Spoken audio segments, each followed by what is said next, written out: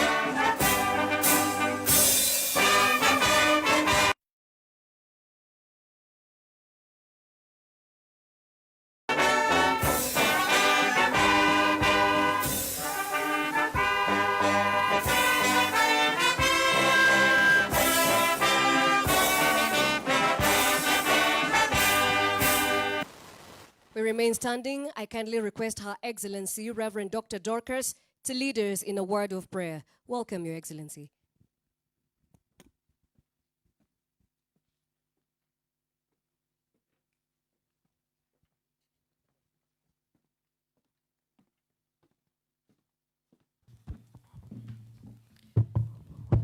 Praise the Lord. You can say, this is the day that the Lord has made. We shall rejoice and be glad in it. Let us pray. Our dear Heavenly Father, this far you have helped us. Lord God Almighty, we welcome you into this place. We honor your presence and bow before your majesty. Our Father, we thank you. You have been with us. You have done this for us. And Father God, we call you Ebenezer because what you have done, what you are doing, and what you are about to do is going to bring revelation. We call you Ebenezer because you are a good God. Jesus said, with man, all this is impossible, but with God, all things are possible. What men looked and said it was impossible, in their eyes, in their estimation, you have made it possible. Weapons were fashioned against DCP, its leader, but Father God, you destroyed all of them. Scorching tongues raised against Kenyans, but Father, again, you silenced them. In all this, we call you, you have called us more than conquerors. And that's why we are standing here, Jehovah God, to thank you. You have made His Excellency Geoffrey Rigathi Gachagua a divine instrument to refine, to redefine, and to restore the dignity of all Kenyans by listening to the voice of the people, which is the voice of God. Thank you for establishment. Thank you for the enlargement of DCP. May the address glorify your holy name. May every word and point he makes today be an outcome that will bring honor to you. In Jesus' mighty name we pray. God bless you. Thank you, Your Excellency. Your Excellencies, ladies and gentlemen, may we please kindly take our seats. Your Excellency, the Second Deputy President of the Republic of Kenya, Her Excellency, Dr.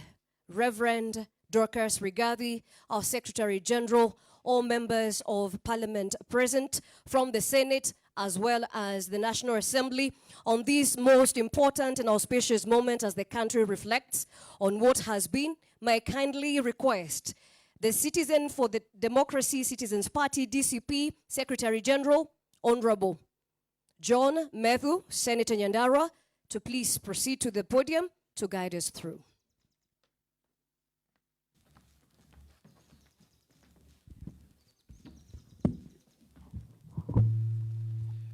Thank you very much. Thank you very much. Your Excellency, the 6th President of the Republic of Kenya, Your Excellency Rigathi Gachagua, Your Excellency Reverend Dr. Rigathi, our Deputy Party Leader, the Honorable Senator Cleopas Marara, members of Parliament present, both from the Senate and the National Assembly, all aspiring governors who are present, all aspiring senators who are present, all aspiring women members of Parliament present, all aspiring members of the National Assembly present, all aspiring members of county assemblies present, members of our party, good morning. Today is a very big and great day. I've just been informed, Your Excellency, that the country has been waiting, and since you are the man of the moment, we do not intend to make any speeches because the country is waiting. The country has been waiting. I've been told that even our friends who have been elsewhere have also finished all their activities so that they can listen to you. So we also don't want to keep them waiting. I'm told even in Naivasha, nobody's eating, nobody's drinking. They are waiting to hear from you. And so therefore, we don't want to keep the country waiting any longer. Please, may I ask all of us to be upstanding as we welcome our party leader, His Excellency Rigathi Gachagua, kwa makofi. Your Excellency, karibu sana.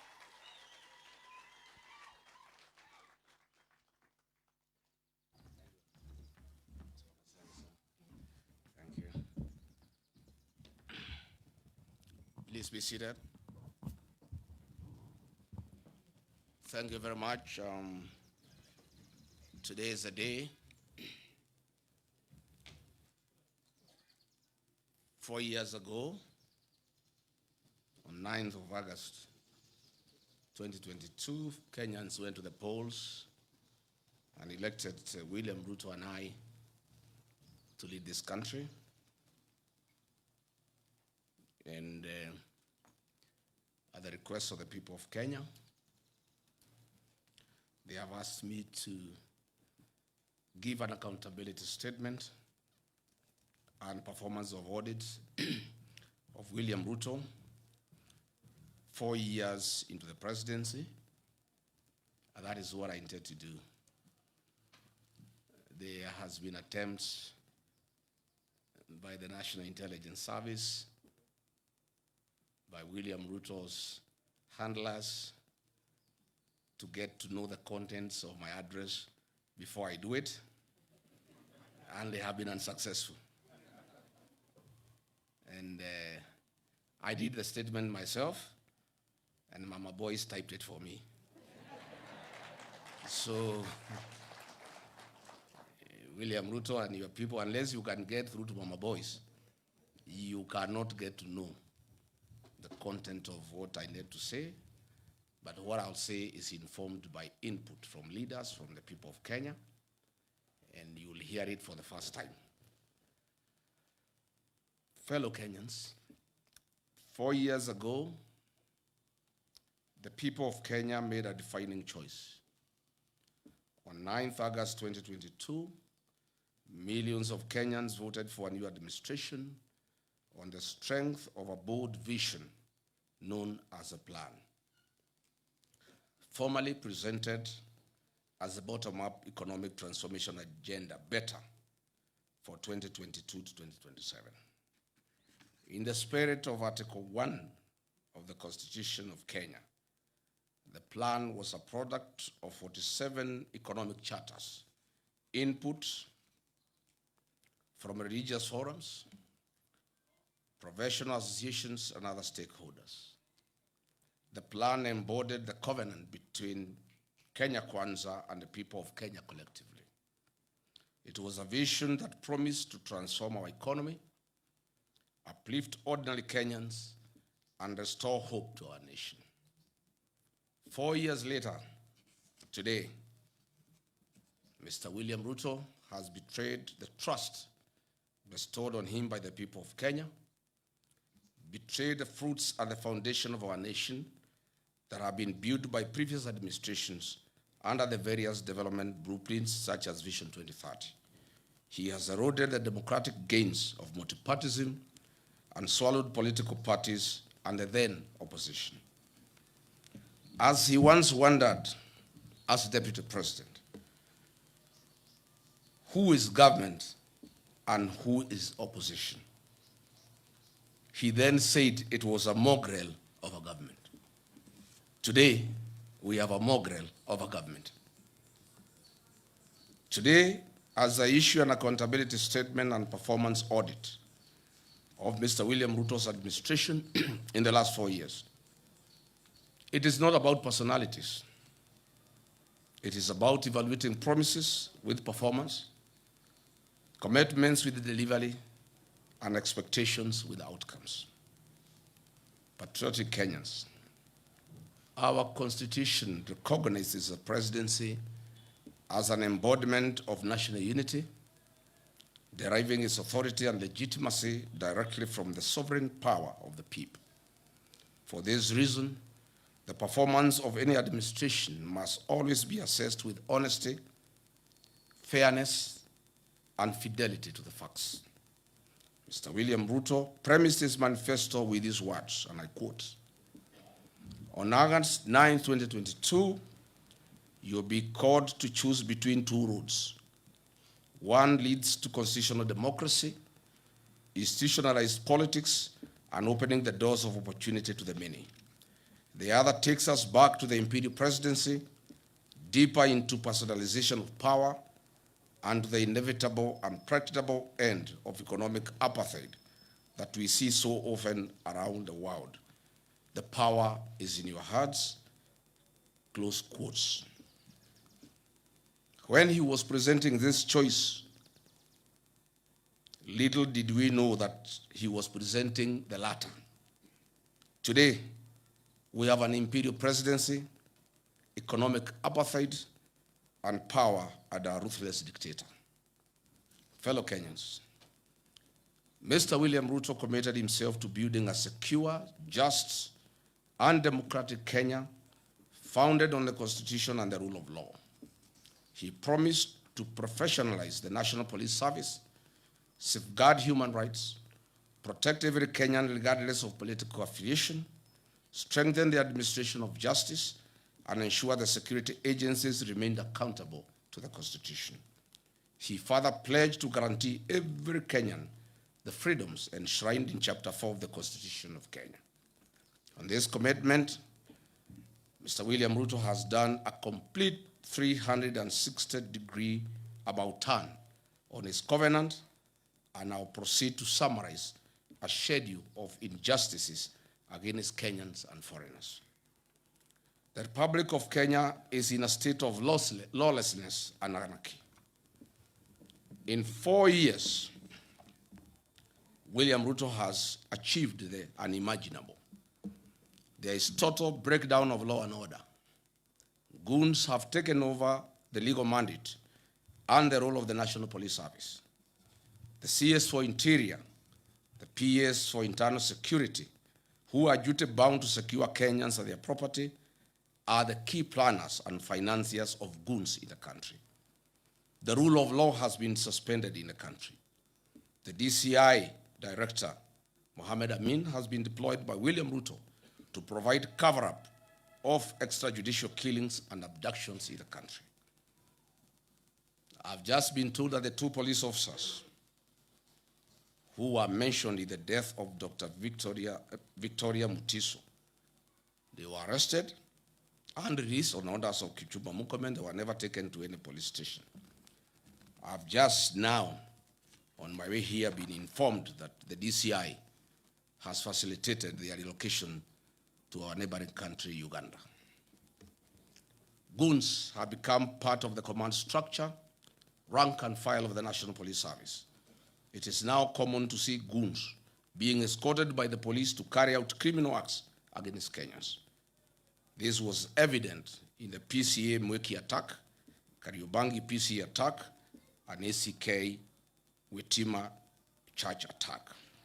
In fact, Mr. William Ruto carries out his development tours in Nairobi, accompanied by goons. Case in point, it has been witnessed repeatedly.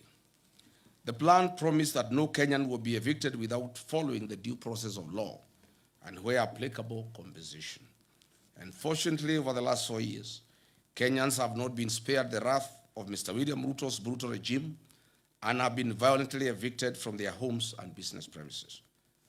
Mr. William Ruto has established an assassination network in Kenya to deal with political dissent and to assist Kenyans having an issue with one another to eliminate those they don't agree with. For example, in the 2024, during the Gen Z and Sabasaba protests, the government told us that guns were stolen from Kikuyu police station. The truth of the matter is that no guns were stolen. They never left the police station. Those guns were removed from the police records to be available to goons and rogue police officers to carry out illegal attacks and assassination of Kenyans. Look at the classic example of Dr. Victoria Mutiso, who was assassinated on 19th July 2026, and lawyer Matthew Chalo, Bob, on 9 September 2025, by senior police officers in a feud related to personal property. This heinous murder was planned and executed by police officers from Kikuyu police station. This police station, as I've said, is a crime scene and an assassination empire. This is a situation in 4 years William Ruto has achieved to put up an assassination team available for hire by Kenyans who may want to eliminate other Kenyans. Rachel Wandeto was doused with petrol on the allegation of having a tattoo on her breast. CS Kipchumba Murkomen IG Douglas Kaja visited her in hospital. William Ruto vowed that the killers would be arrested. They said her death was motivated by certain political leaders. The scheme was planned and orchestrated by CS Murkomen and a nominated senator. Despite William Ruto having instructed that the killers be arrested, 3 months down the line, nobody has been arrested. Nobody will be arrested because she was killed by the police. The Reverend Dumia Kariuki of PCA Nakuru, a vocal church leader, was killed by Nairobi Sierra, a squad formed by Kipchumba Murkomen to intimidate the PCA church to agree to sell their properties in Mombasa, Nairobi, Kajiado to William Ruto. The US State Department, Bureau of Democracy, Human Rights and Labor, the Kenya National Commission of Human Rights, and the Independent Medical Legal Unit have documented over 700 cumulative cases of extrajudicial killings and forced disappearances across Kenya since late 2022 when William Ruto came to power. And with, of course, notable surge tied to the 2024 Gen Z protests, where 60 young boys and girls were killed. Mr. William Ruto, it is also important to note that alcohol and drug substance abuse is on a record high in the country. And the climax was when William Ruto appointed 2 known drug barons into his cabinet. William Ruto has therefore deliberately allowed the menace to grow in sections of the country that are not politically aligned to him.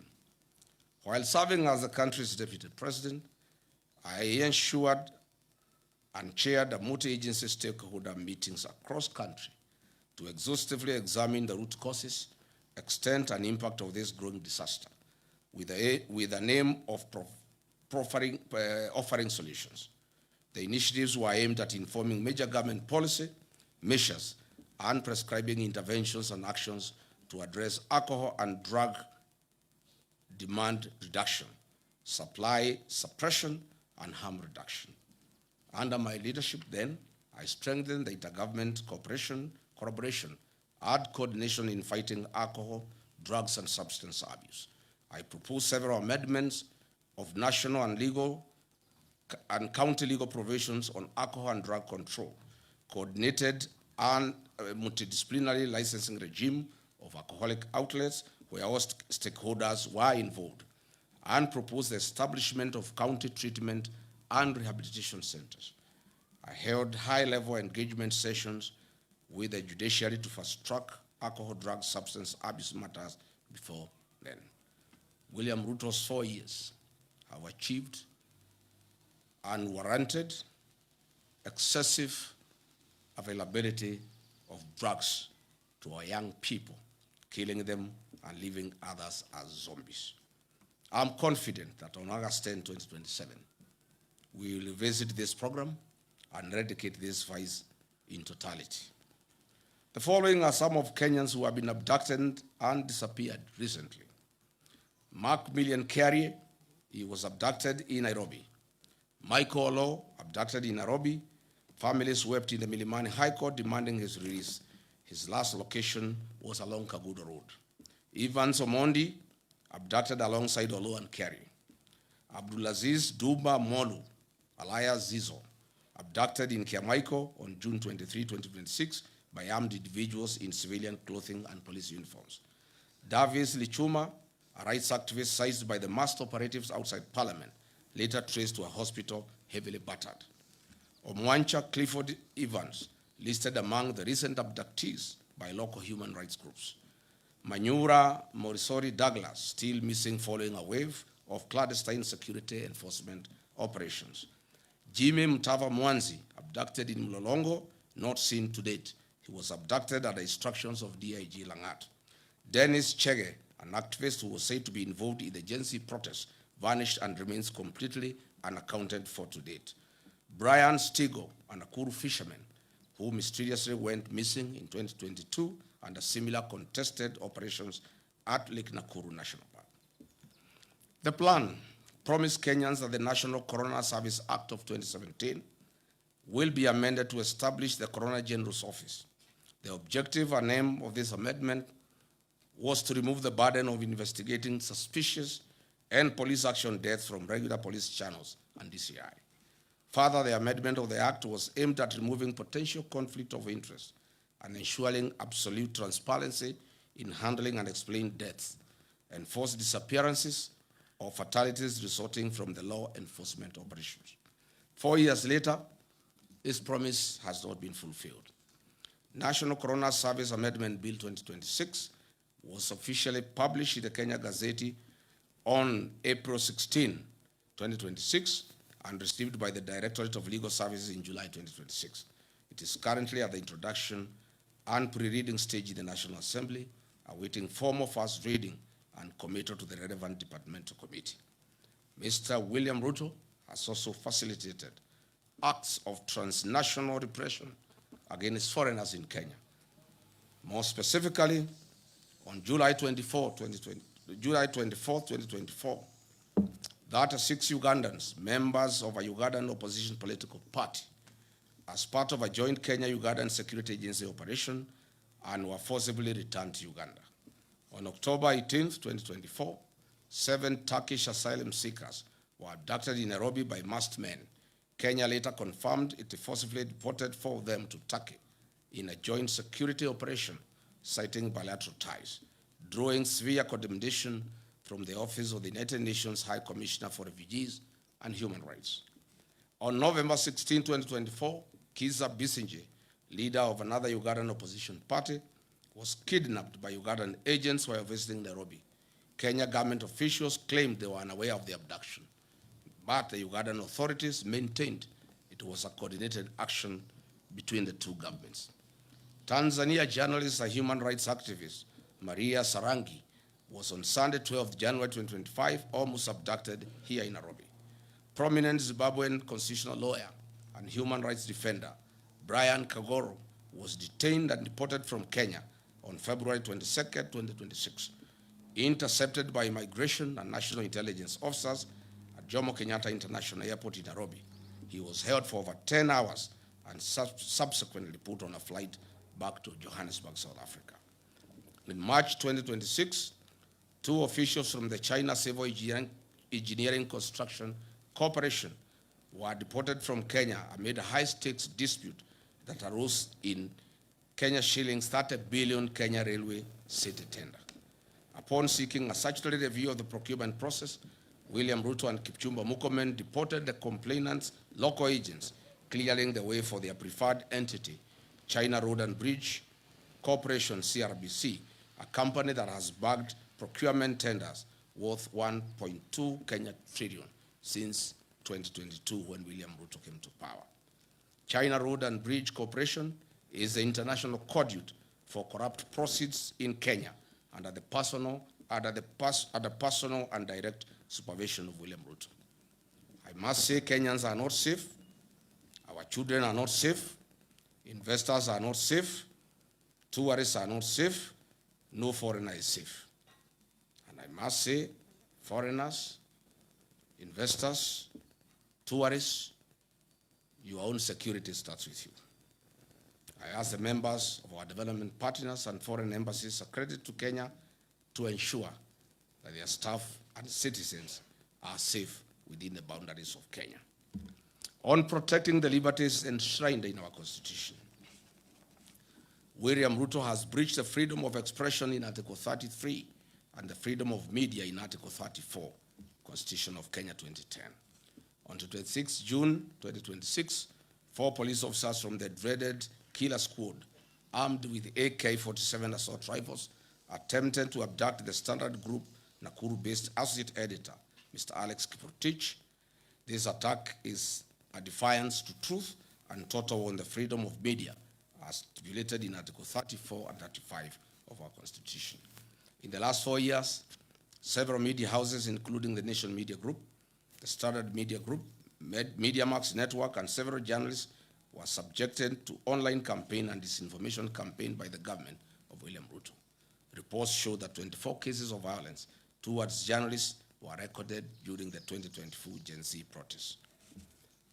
The Kenya Kwanza Covenant pledged to root out corruption, guarantee financial autonomy for key oversight bodies, and enforce Chapter 6 of the Constitution of Kenya on leadership and integrity.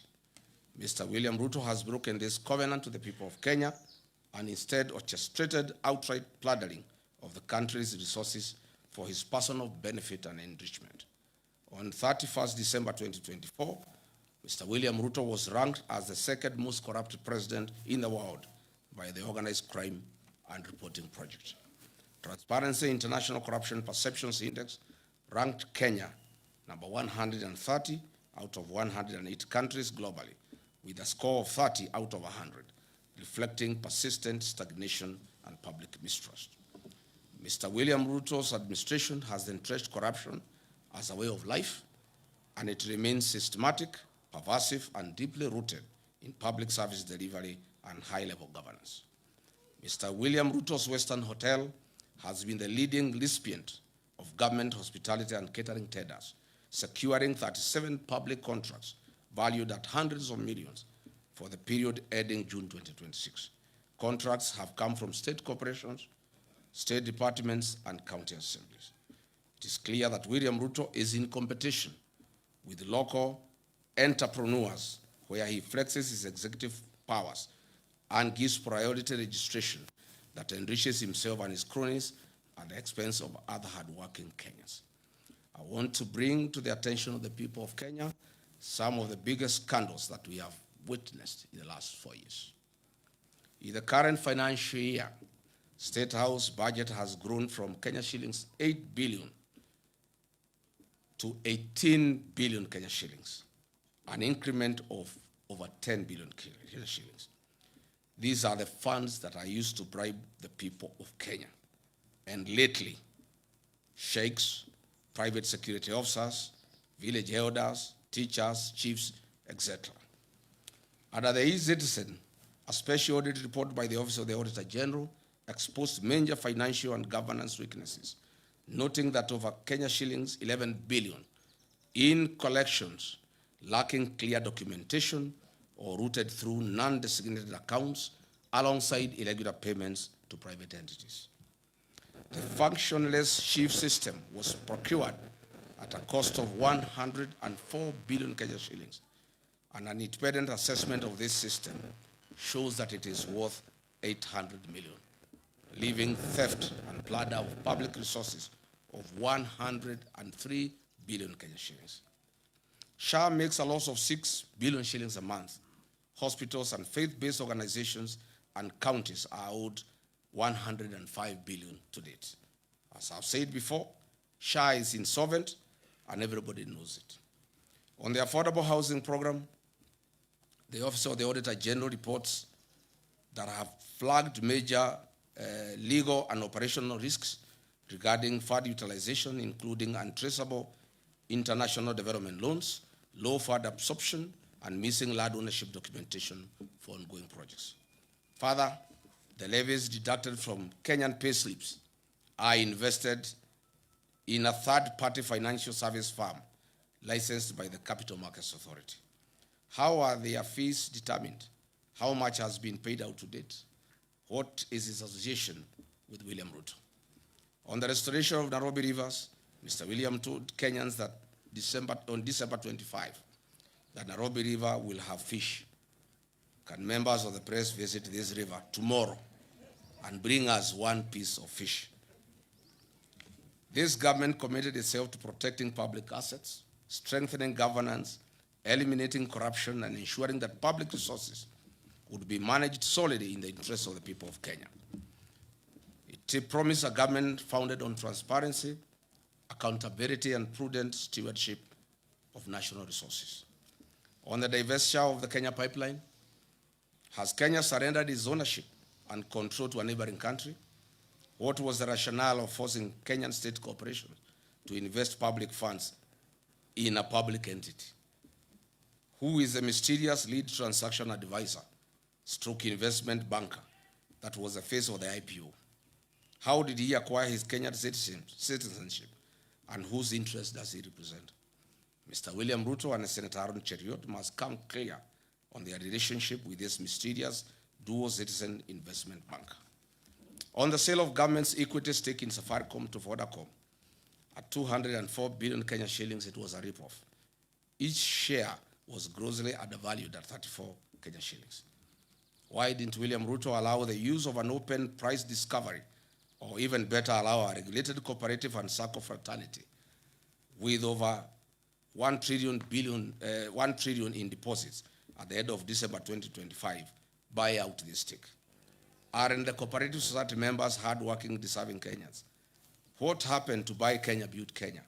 Or is it Buy Kenya, Build Ruto?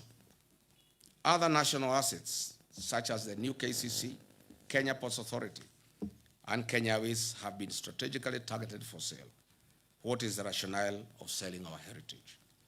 Had hard-working Kenyans remit over 100 billion Kenya shillings monthly to the National Social Security Fund, NSSF. These funds now have been targeted for budgeted corruption and ring-fenced to fund infrastructural development projects, such as the Mau Summit Road, Twin Towers Commercial Building, and the Bomas of Kenya International Conference Center. Is this really prudent? Are our pensioner funds safe? What is the role of the mysterious dual citizen investment banker in structuring the fund management contracts issued by NSSF? The Communication Authority of Kenya, Universal Service Fund, has recently approved the transfer of 45 billion Kenya shillings to the National Intelligence Service, allegedly for the procurement of an ICT system whose market value is only 2.5 billion. This approval was given by the then chairperson of the Communications Authority in the hope that her business loan would be repaid from the proceeds.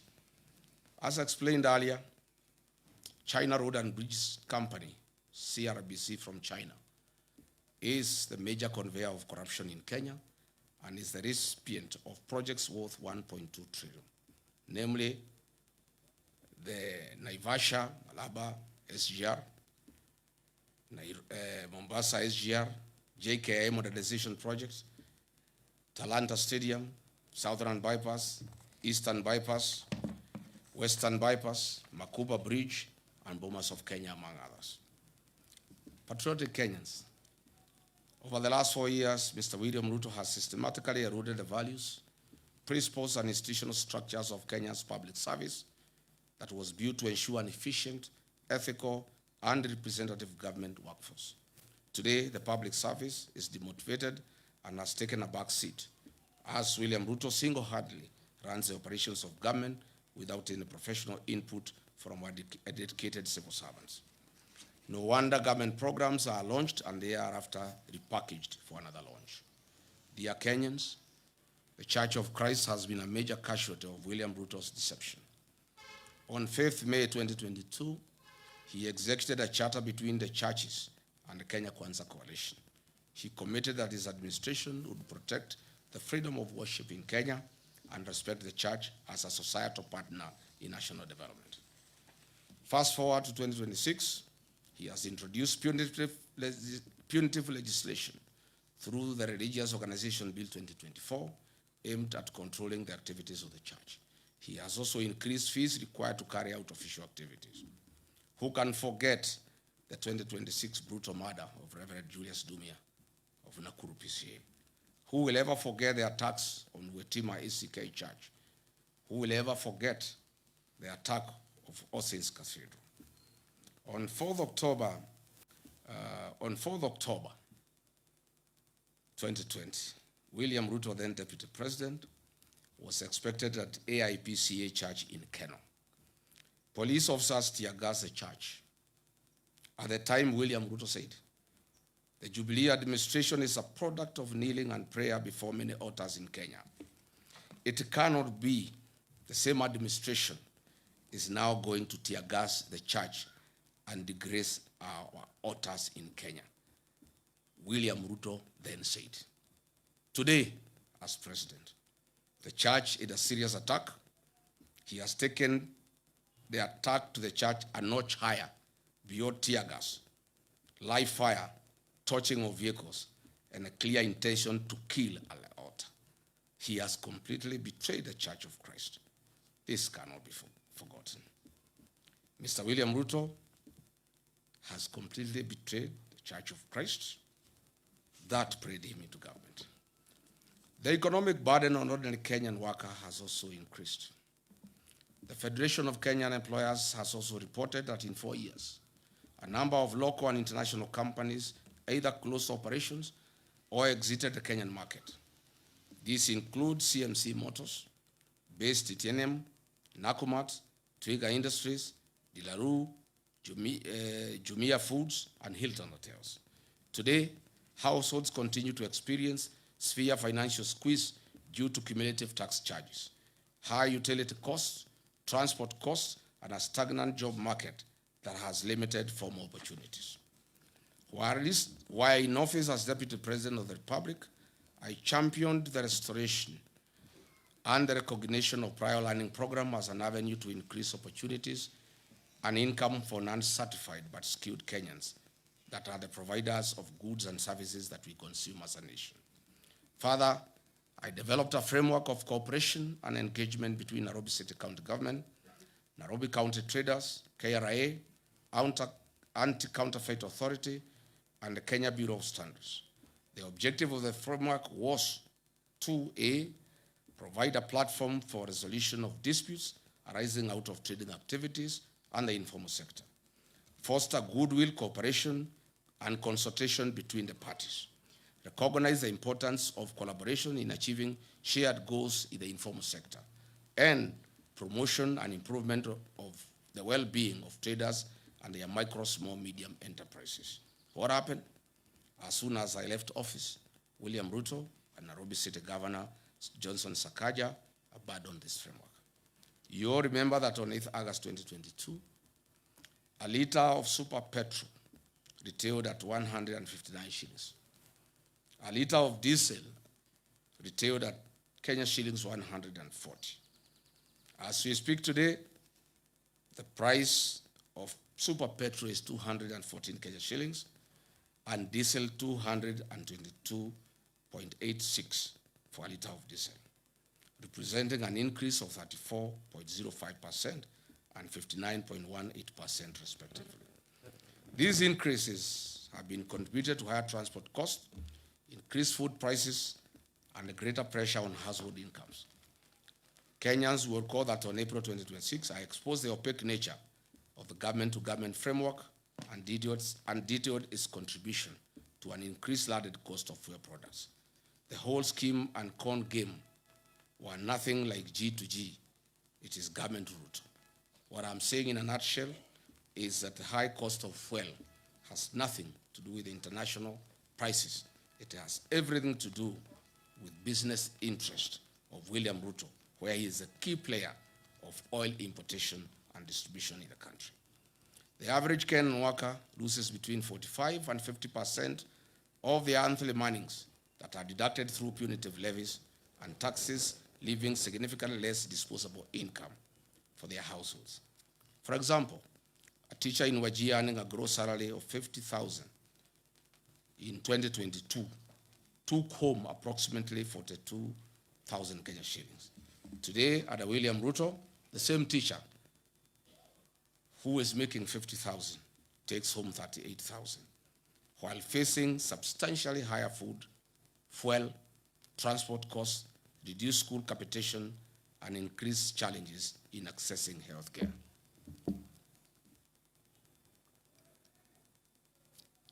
Coupled with the rising cost of petroleum products, the Kenya Kwanza covenant to put money into people's pocket is nothing but a pipe dream. If anything, Mr. William Ruto has achieved the complete opposite and has taken money out of Kenyans' pockets, leaving them with a reduced net disposable income. This covenant was central to the plan to improve the lives of Kenyans. As the party leader of DCP, I once again called on this government to cushion the payslip by suspending the affordable housing levy and reducing the payee tax burdens. This, together with the review of petroleum price framework, taxes charged will give Kenyans an increased net income. A punitive and unpredictable taxation regime is one of the principal causes of the high cost of living. William Ruto should lead from the front and actualize his promise made in the wake of the 2024 Gen Z protest to reduce government recurrent expenditure. State House does not need 18 billion Kenya shillings for 12 months. These funds could be used to subsidize rising fuel and food costs for the benefit of Kenyans. Or better still, these funds can be used to ensure farmers in arid and semi-arid lands have access to clean water for domestic purposes, farming, and for their livestock. Patriotic Kenyans, Mr. William Ruto promised to build a disciplined, transparent, and accountable government founded on prudent public finance management, constitutionalism, and the rule of law.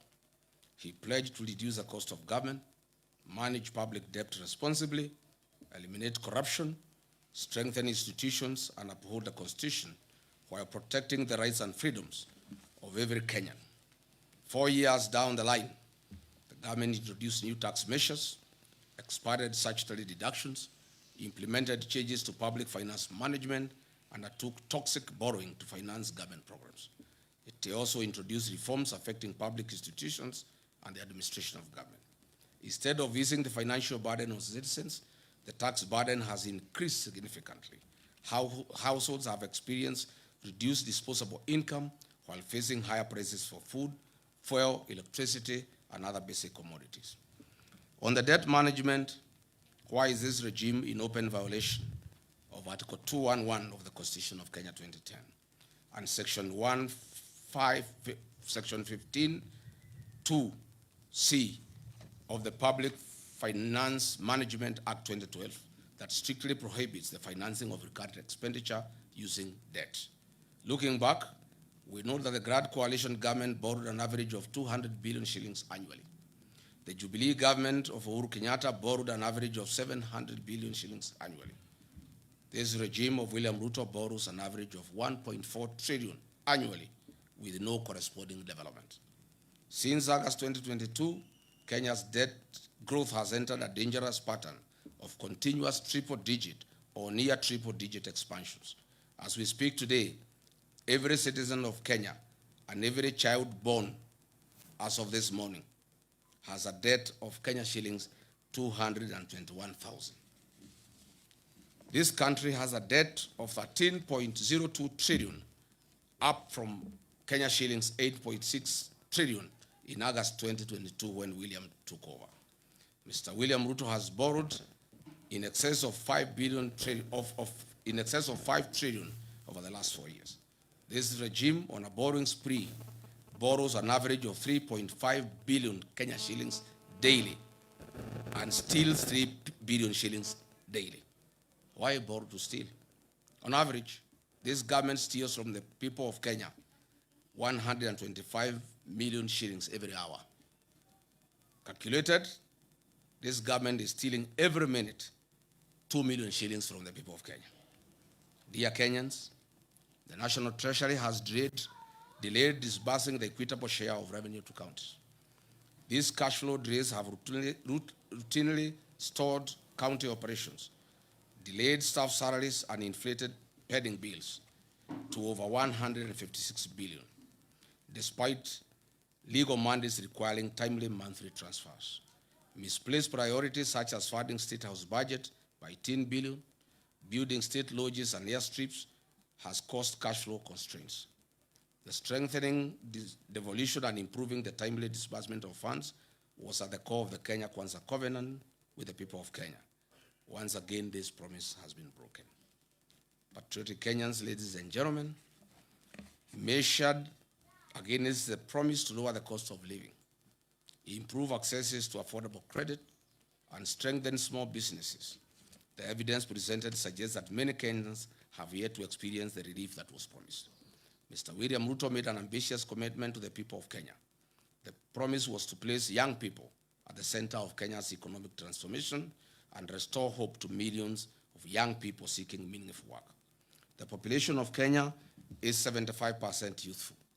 The African Union has long urged African countries to harness this demographic dividend by investing in young people. It is therefore fitting that we assess one of the administration's flagship commitments, expanding credit opportunities to Kenyans' youth. The Kenya Kwanza administration promised to establish a 50 billion hustler fund to provide affordable credit to mama mboga, boda operators, mkokoteni operators, and other small-scale entrepreneurs. This commitment was to ease financial constraints, promote enterprise, and improve the livelihoods of ordinary Kenyans. Mr. William Ruto established the Hustler Fund, whose head and tail cannot be traced. As it were, the financing programs intended to support micro, small, and medium enterprises. The Hustler Fund is said to have disbursed 87 billion Kenya shillings to 28 million people. What a paradox. What a lie. I am wed to hear of anyone Kenyan saying that they have expanded their business courtesy of the Hustler Fund. Limiting the disbursement of funds to registered cooperatives would have probably made a greater economic impact and would have reduced the mobile loan default rate that is very high. I have raised fundamental questions on the effectiveness of the Hustler Fund in meeting its stated objectives. The truth of the matter is the high rate of loan defaults and low loan disbursements, in many instances 500 shillings, are insufficient to establish or grow a sustainable business venture anywhere in the country. This is simply a lost cause and was a fraud. 4 years ago, Kenyan women were promised dignity, economic empowerment, and their welfare. 4 years later, the women continue to experience economic hardships occasioned by a high cost of living, increased medical and education costs, and an unsustainable credit framework under the Hustler Fund and Women Enterprise Fund. The discontinuation of projects such as Linda Mama and Edu Afia have increased the cost of accessing healthcare and education services to women and their families.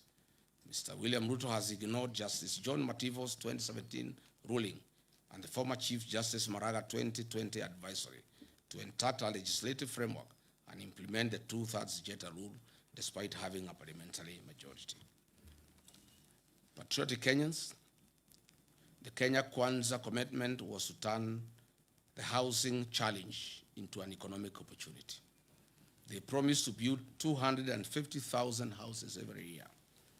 This was the promise. However, 4 years later, Mr. Ruto has fashioned and turned this into a conduit to steal public land and be the sole supplier of construction inputs, cement, steel, tiles, nails, and MDF panels that manufactures factories he has bought and acquired. The Affordable Housing Fund has collected over $1 billion since its inception. The State Department of Housing and Urban Development has conveniently ensured a low absorption rate of roughly 25% due to the staggered nature of construction phases and investments of proceeds in treasury bills, bonds through CDN Bank.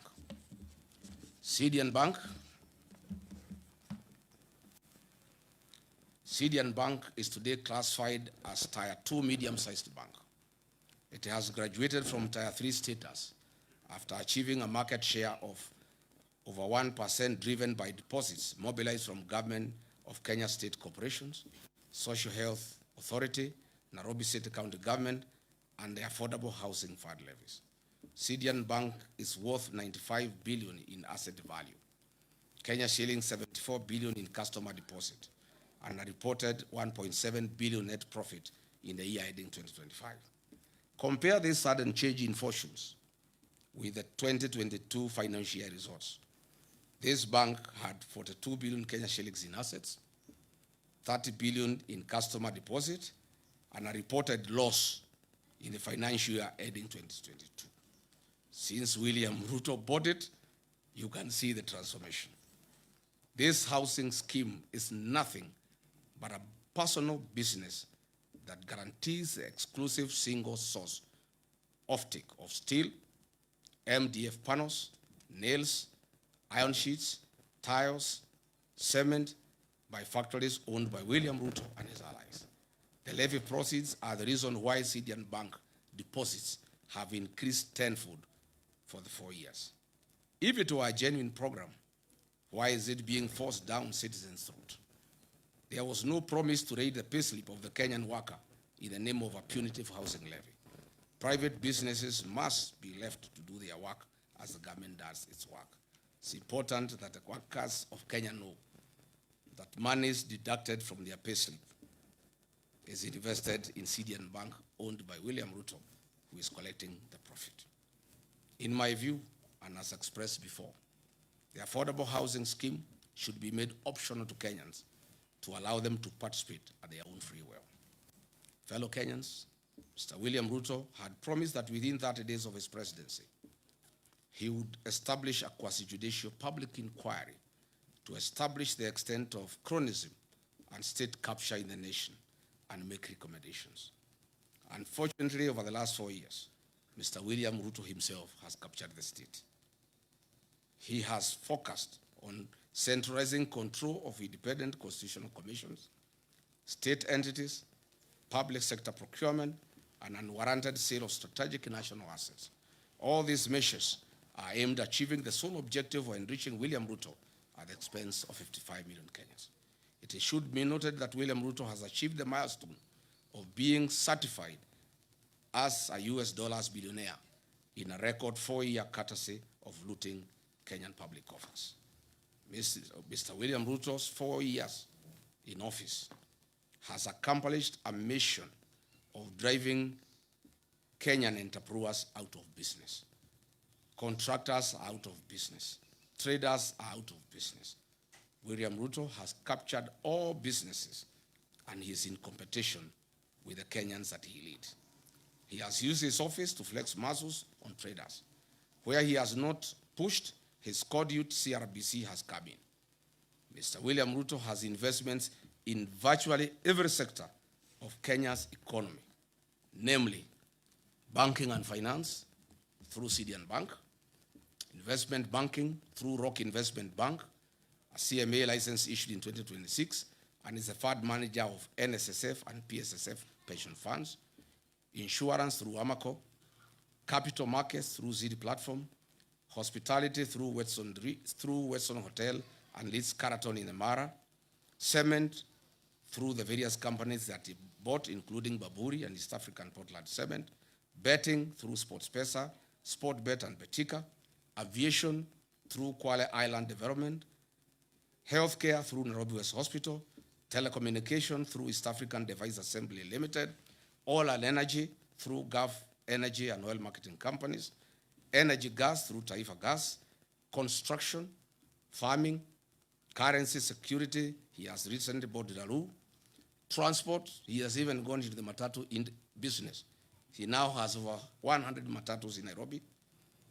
Agriculture, poultry, minerals, gold prospecting in Aboseli, Logorian, Transmara, DRC, including in Darfur. Literally, all business people in Kenya have been driven out of business by William Ruto. The Parliament of Kenya has failed in its legislative oversight and representative role. Its members, except the few who hang around with me, are on record boasting how they are paid for everything that they pass in Parliament. I must remind all parliamentarians that they are accomplices to criminal acts. Under the archaic leadership of the UDA with winger Moses Wetangula, the National Assembly is one of the major causes of the suffering of Kenyans by passing bad laws like the Finance Bill 2024, whose provisions were later sneaked through amendments and omnibus legislation. Mr. William Ruto's attempt over the last 4 years to undermine the office of the Auditor General has been frantic and uncalled for. He now wants the Auditor General arrested for resisting theft of public funds. The people of Kenya will not allow it. Mr. William Ruto has made IPOA non-functional in the last 4 years. An attempt was made through a Gazette notice to put it under the Ministry of Interior so that they can cover all the crimes against Kenyans and the police. Fortunately, our court stopped this covert mission. Historically, IBC has been an institution under low public trust. It is in the public domain that IBC, as currently constituted, enjoys low public trust among Kenyans. The threat by the chairman Ethocon to suspend or allow by elections if there is violence is a clear indication that he is under manipulation by William Ruto. The Central Bank of Kenya is one of the most critical government institutions we have. However, through the National Assembly, the CBK Act was amended recently to allow the purchase of gold and other precious metals. This is gold bag season 2 loading. Kenyans should be alarmed that CBK has not received currency supplies from Germany for 4 months after it became apparent that the government wanted money diverted to Mombasa and the German suppliers were reluctant. We have also noted the recent changes in the ownership of Delaru, Kenya, and Kenyans are keenly watching the space to establish whether they want to print currency for bribing voters in a forthcoming general election. Allow me to give 2 practical examples of how William Ruto has captured institutions. I'll use IPOA and KWS as examples. At IPOA, we have over 1,000 cases of police excesses that have been reported over the last 4 years by the people of Kenya. Only about 10 cases have found their way to court. Mr. William Ruto has deliberately slowed down the activities of IPOA. Some few days ago, the Aboseli National Ecosystem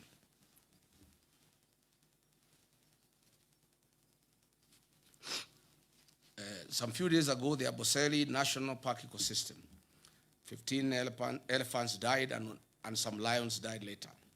We were cheated that they were died through suspected cyanide poisoning from pesticides. Tell the Kenyans the truth, Mr. William Ruto. Doing cyanide lynching to extract good prospects. And this warning goes to the people of Ikolomani in Kakamega, where Mr. William Ruto is eyeing your gold deposits. Be very careful. Again, the CS for Health issued Gazette notice number 11492 on 30th July 2026 on the mandatory inbound travel health insurance for tourists traveling to Kenya to have travel insurance in Kenya. We know the reason. This is because goons are after tourists in the country, and now they want to force an insurance policy down their throats. To demonstrate what professionals in this government feel and go through, allow me to quote Professor Njogona Ndungu, the former National Treasury Cabinet Secretary, during a development forum in Sweden. And I quote, "The capacity to do the right things exists, but is overshadowed by institutional failure, where someone seeks to overrun institutions. The current president is overrunning all institutions, leading to conformity driven by fear within these institutions," close quote. What is this if not impunity of the highest order? Patriotic Kenyans, historically, land is one of the most emotive issues in Kenya. Mr. William Ruto has promised to set all historical land injustices in Kenya and resettle millions of squatters across the country. Unfortunately, he has scored the lowest in this matter and created many war fronts on the land question. Over the last 4 years, William Ruto and his cronies have been involved in an historic high-level grabbing of land and misuse of public lands. For instance, 2,800 acres have been grabbed by Ruto and his cronies in Kebiko, Kajiado. 6,000 acres of land in Owasso Kedwang in Suswa has been grabbed. 5,000 acres of land on Kyobo in the Masai Mara has been grabbed. 1,000 acres of land for Puko and Limanet within Narok Township has been grabbed. Over 7,000 acres of land of Olokuto adjudication section in Narok North. Kehoto land, about 300 landowners risk being thrown out of their 700 acres of land. Davivi land in Naivasha has been grabbed by William Ruto. He has put up a home and he is growing wheat and maize in the farm. Banita settlement scheme, 14,000 acres of land have been grabbed. Olongai land, about 167,000 people are at the risk of eviction as this land is being grabbed. Egerton University land, Oscar Sudi, Samburu, and William Ruto have grabbed 2,000 acres of land meant for the university where they are doing wheat farming. Patriotic Kenyans, health has long been one of Kenya's foremost national priorities. Building on the gains made at Kenya Vision 2030, the Kenya Kwanza administration committed itself to delivering universal health coverage by guaranteeing every Kenyan access to affordable quality health care. The plan pledged to realize the constitutional right to health through a reformed national health insurance scheme founded on the principle of leaving no one behind. To implement this commitment, the government replaced the National Health Insurance Fund, NHIF, with a failed and fraudulent scheme called SHA that has left millions of Kenyans on their own. The discontinuation of Linda Mama and Edu Afia on December 31st, 2023, has left significant gaps in healthcare coverage. In 2022, Edu Afia provided medical cover to 3.4 million secondary school students at an annual cost of 3.2 billion. Today, approximately 4.1 million secondary school students no longer enjoy that medical cover, leaving parents to bear the full cost of treatment. Mr. William Ruto had committed to addressing the inequities in Kenya's education system so as to level the playing field for all children irrespective of their background. He further committed to equitable universal basic education defined as 12 years of schooling. He further committed himself to protecting and strengthening the gains made under free primary education and free day secondary education while ensuring that every Kenyan child had access to quality, affordable, and equitable education. He also pledged to strengthen higher education financing and invest in the nation's human capital. The William Ruto government inherited landmark education reforms introduced by previous administrations. Free primary education launched in 2003, free day secondary education introduced in 2018 that had significantly expanded access to education for millions of Kenyan children. The commitment was not only to preserve these gains, but to build upon them by ensuring adequate capitation, sustainable financing, and improved access to quality education for all. In the words of the third president of the Republic of Kenya, the best president we have ever had, Mzee Mwai Kibaki, and he said, and I quote, "Education is the ultimate means of ensuring an equitable society. Equitable education ensures that every child has a chance to fulfill their potential and rise to the highest level of accomplishment," close quote. 4 years later, the government has caused irreparable instability and confusion in the educational sector. The gains made by the previous administration under free primary education and free day secondary education have been eroded to dust. Secondary school parents now shoulder substantially higher education costs, while the level of government capitation has failed to keep pace with inflation and rising operation costs. The capitation rate established in 2017 was 22,000 per student. However, today's schools receive only 9,000 per student during the previous financial year, creating a significant funding gap. Our public universities are facing unprecedented financial distress. University debt has increased from 60 billion in August 2022 to approximately 100.3 billion Kenya shillings, representing an increase of Kenya shillings 40.3 billion, or about 67% increase. As a result, many institutions are experiencing severe financial challenges that will affect the delivery of quality education.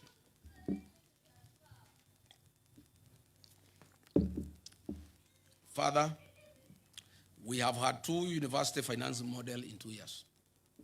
Measured against the commitment to strengthen education, protect free basic education, and improve access to higher education, the evidence presented suggests that the sector has experienced significant setbacks, placing greater financial pressure on families and creating uncertainty for learners and institutions alike. Ladies and gentlemen, Mr. William Ruto pledged to invest 250 billion Kenya shillings into the agricultural sector to shift the country from food security to surplus production. Recognizing its strategic importance, he pledged to transform the agricultural sector by increasing productivity, improving farmer incomes, and revitalizing key value chains. The administration committed itself to revamping underperforming export crops, expanding emerging high-value crops, strengthening the tea value chain, supporting food security, and promoting agro-processing as a driver of economic growth. Despite the commitments made, our farmers have experienced increased economic hardship. Net incomes have reduced due to increased cost of inputs, higher taxation rates, high transport and distribution costs due to reclassification of VAT status. Agriculture continues to receive approximately 2% of the national budget, significantly below the African Union 10% target under the Maputo Declaration. The tea sector has faced considerable challenges over the past 4 years. This is due to the deterioration of Kenya's economic and diplomatic relations with Sudan. Historically, one of the largest buyers at the Mombasa tea auction. Sudan's annual consumption of Kenyan tea declined from approximately 10.7 million kilograms to about 1.7 million kilograms, leaving substantial volumes of tea unsold. But why has this happened? Mr. William Ruto's appetite for business and money has failed Kenya. His close association with the Sudan's RSF warlord, Mr. Hemeti, in illegal trade of gold in exchange for weapons, has reversed the gains we have made. These internationally sanctioned war criminals live in Kenya under state protection and have been issued with diplomatic passports and ID cards by Kipchumba Murkomen. U.S. Senator Jim Risch, chairman of the Senate Foreign Relations Committee, while noting Kenya's NATO ally status, criticized William Ruto during a May 2025 hearing. Senator Risch questioned Kenya's loyalty following its facilitation and hosting of Sudan's paramilitary rapid support forces, RSF. Rice farmers in Ahero, West Kano, Bunyala, Bura, and Mwea have also faced significant challenges. Although rice was identified as a strategic import substitution crop, import volumes approaching 1 million metric tons annually have depressed local paddy prices, leaving many farmers with unsold stock. Just recently, on 6 July 2026, William Ruto authorized the gazettement of duty-free importation of 490,000 metric tons of grade 1 milled white rice before 30th November, June 26. It estimates that this represents a missed economic opportunity exceeding 100 billion Kenya shillings if domestic production had been given priority before this duty-free window was open. Even though state sugar mills have been leased to private sector players associated with William Ruto, their principal business model is to import sugar instead of purchasing locally grown sugar from farmers. This has left 320,000 small-scale sugarcane farmers now facing an uncertain future. The targeted turning of 2 million poor farmers from food deficit to surplus producers using input finance and agricultural extension support. To date, show me one farmer in Kenya who can come forward as a testimonial. Instead, this farmer has nothing. In fact, small-scale farmers in Moya and Ahero are currently in court trying to salvage their crop after government gazetted the importation of 490,000 metric tons of rice for importation. Tea farmers are crying. A 0.8% levy has been introduced, and this year's bonus will reduce from 45 Kenya shillings per kilo. Sugarcane farmers in Western, Nyanza, and Kisii, the government is unable to pay 270 million owed to them. Cane per ton has reduced from 6,500 to 5,000. Dairy farmers who have supplied milk to new KCC have not been paid for 6 months. It is further alarming that the National Agricultural Value Chain Development Program allocation dropped by 54% to 54% from 10.2 billion Kenya shillings in 2025-2026 financial year to 4.7 billion Kenya shillings in 2026-2027 financial year. This is a direct assault on the agricultural value chain in Kenya. As Deputy President, I initiated progressive reforms in the agricultural sector that increase returns for tea, coffee, dairy, and other cash crops. Through my efforts, we negotiated an 8 billion debt waiver for coffee farmers that was suspended as soon as I left office. More can and more will be done once we form government on August 10 next year. Patriotic Kenyans, William Ruto pledged affordable credit and working capital through an accommodative financial ecosystem, removing structural exploitation and removing barriers to unsecured agricultural credit. To date, the Agricultural Finance Corporation is underfunded. It has a demand of 15 billion Kenya shillings per year from farmers, but the promise to fund it by 10 billion Kenya shillings per year was a hoax. Instead, those who borrowed are being auctioned. Dear Kenyans, William Ruto pledged to revive collapsed cooperative factories and processing plants such as sugar and dairy sectors, and guaranteed minimum returns for farm products. Show me any revived sugar factory. Instead, they have been sold, and they have been bought by Ruto and cronies. Where is the cashew nut factory you promised in the coast? Where is the value addition centers you promised in 47 counties? Where are the county industrial and aggregation parks you promised? Where is the state-of-the-art slaughterhouse you promised at Bachuma for animals in northern Kenya? Where is the nitrogen fertilizer factory you launched in Naivasha? Where is the marble factory you launched in Vihiga? On value chain investments, he designated a specific capital infusion, including 250 billion for tea value chain, and expanded the investments in dairy farming and coffee cherry funds. Where are these funds? Nowhere. On blue economy and fisheries, funding for fisheries and the blue economy decreased by 30% from Kenya shillings 11.15 billion to Kenya shillings 7.83 billion. Livestock sector allocations of livestock fell by 14% from Kenya shillings 13.6 billion to 11.6 billion. On eradication of hunger and improved food security, the country was promised prosperity by Ruto. Unfortunately, the number of undernourished people in Kenya increased from 10.1 million in 2004-2006 to 19.7 million in 2023-2025. It is more troubling when you look at the costs of a typical household food basket. A food basket is estimated to have risen from Kenya shillings 15,000 in 2022 to over 19,000 shillings today, an increase of more than 26%. Essential commodities such as electricity, chicken, beef, sugar, kerosene, bread, and milk have all become significantly more expensive here in Kenya over the last 4 years. Patriotic Kenyans, 4 years ago, this government promised the people of Kenya dams and water. 50 mega dams across the country were promised. 200 medium-sized dams across the country were promised. 1,000 small dams were to be constructed across the country. These dams included High Grad Force Dam along the Tana and Mutonga rivers to South Kitui, Tharaka Nithi, and Embu counties.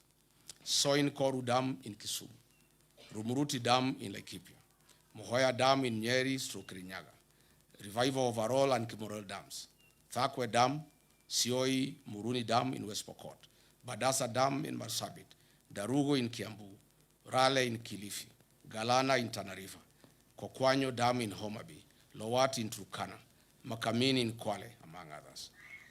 Unfortunately, all we see, no dam.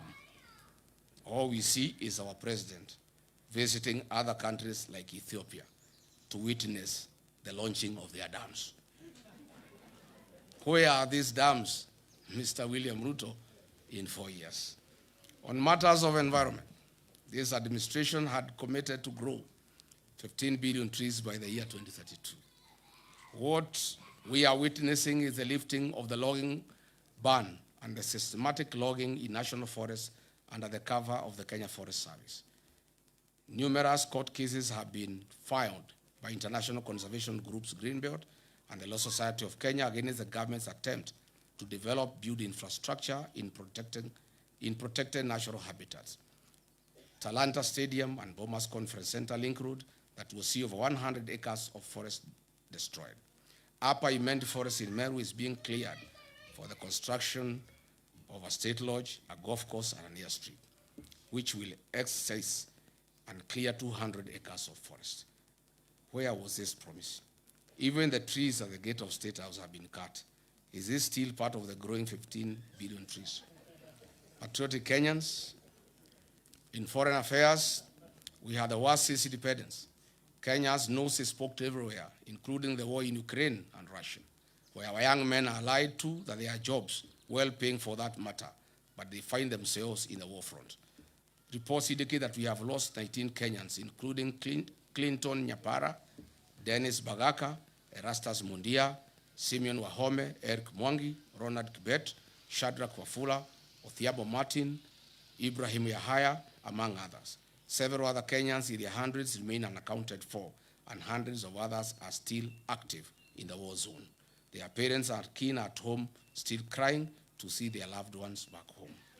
A person who was in Kenya in 2022 would wonder whether the Kenya Kwanza commitment to a creative and robust foreign policy whose pillars will be economic and commercial diplomacy changed into converting our young Kenyans into war fugitives in far countries.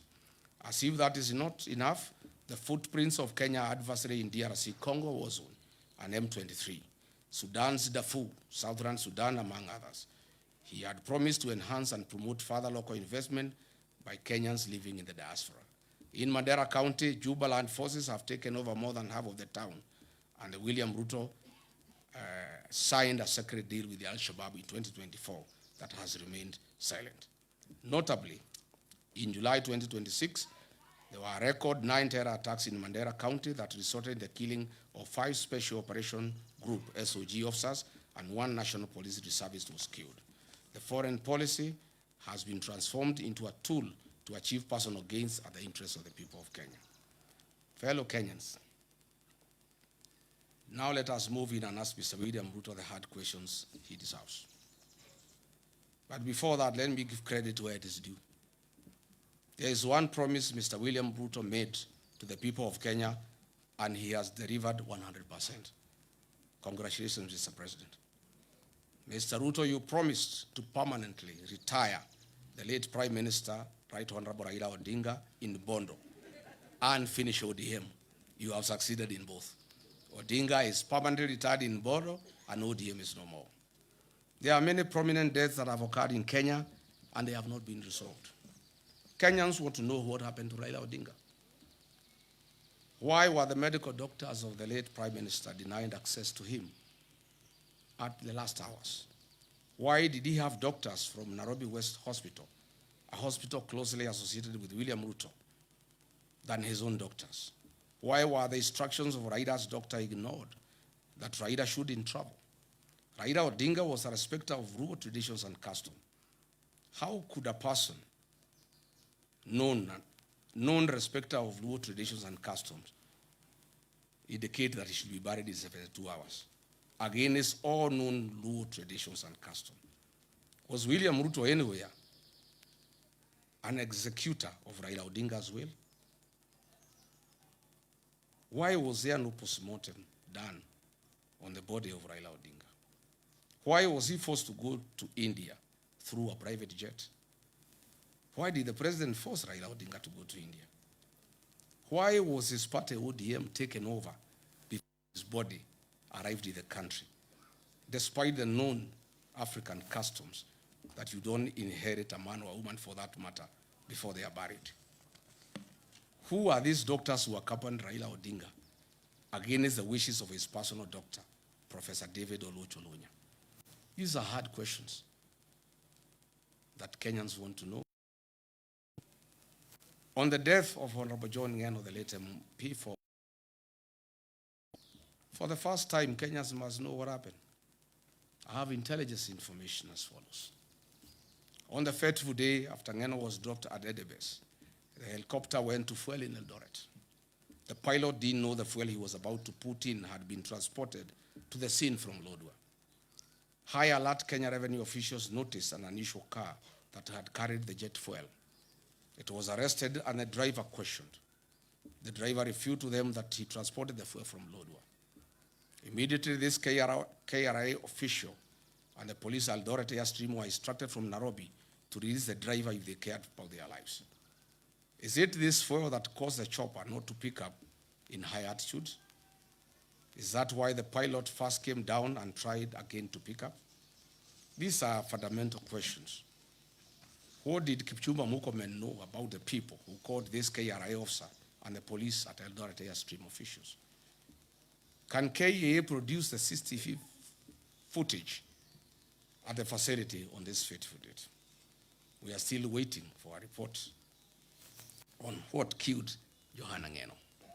We must not forget about our gallant General Francis Ogola, the decorated top gun who had a stellar 40-year career in the military and perished in 2024 in an air crash.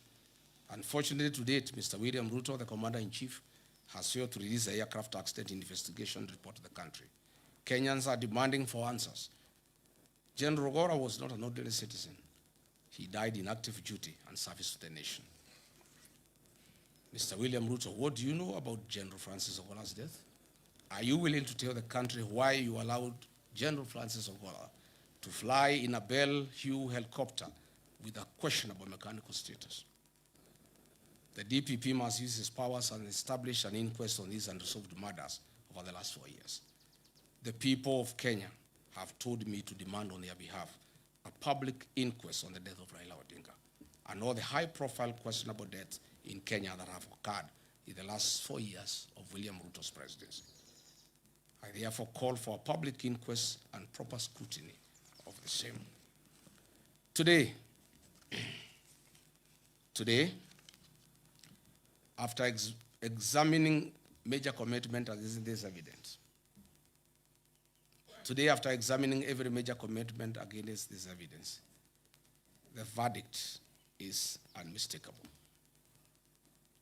The plan has failed. It is hollow and deceptive. In conclusion, when the plan failed,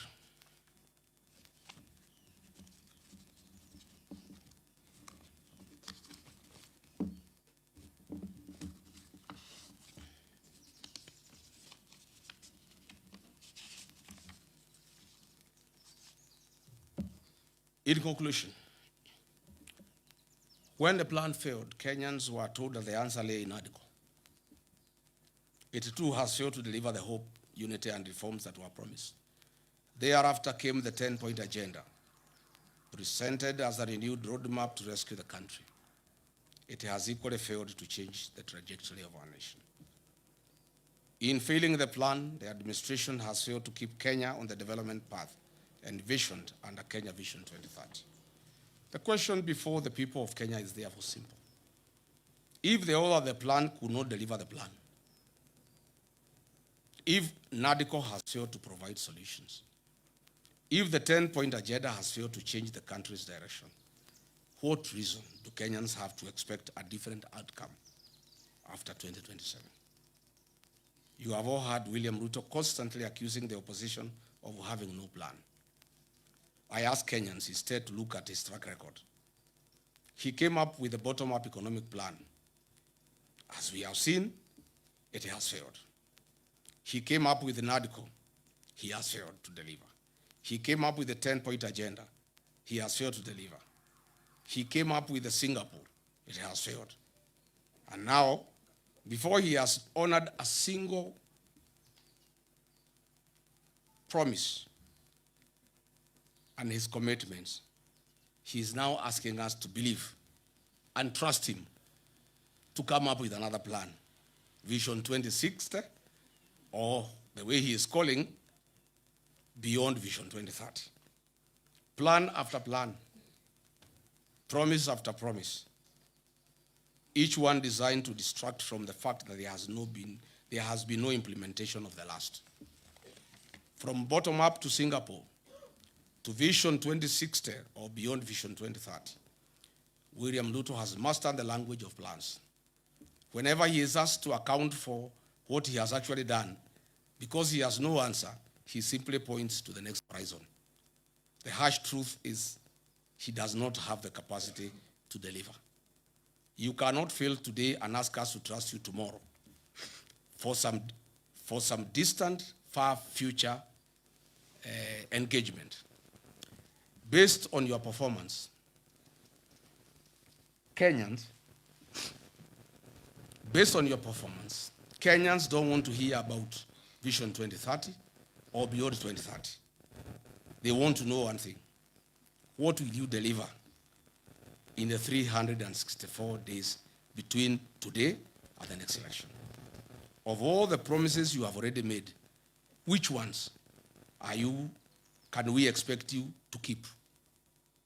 That will be your marking scheme 1 year from today. And Kenyans are doing you a favor. They are letting you set that marking scheme yourself. They are not making their own demands. They are just using your own commitments as the standard. So when the day comes, you should have nothing to complain about. Leadership is judged by results, not by promises. Governments earn another term through performance, not through visions and persuasion. That is why millions of Kenyans are saying one term. One term is not a slogan of anger. It is a verdict on performance. It is a democratic conclusion that one term has been enough because the promises made have not been kept. Exactly 1 year from today, on 10th August 2027, we shall go to the polls as a nation. Let us choose accountability over excuses, delivery over promises, and leadership that honors its covenant with the people. As Mr. William Ruto launches his deceptive 2060 plan tomorrow, I want to tell the people of Kenya that it is a lie, it is a con, it is a fraud, it is deceit. I urge all Kenyans from across the country to join in the liberation struggle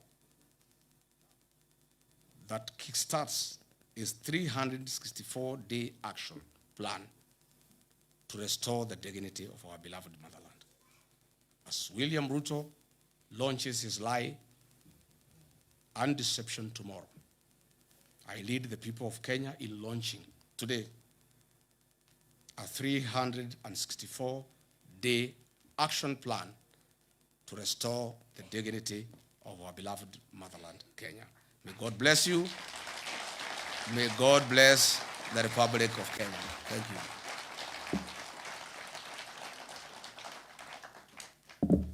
Asanteni sana. Thank you. Ladies and gentlemen, His Excellency the Second Deputy President, State of the Nation Address. Jamani, makofi tunapoendelea kuzingatia maendeleo katika nchi yetu, kuendeleza uongozi wa ukweli na uongozi ambao umeajibika. Studio, tukiwa hivyo tutasalia kusimama, tucheze wimbo wa taifa. Basi baada ya hapo tutaweza kuondoka. Studio.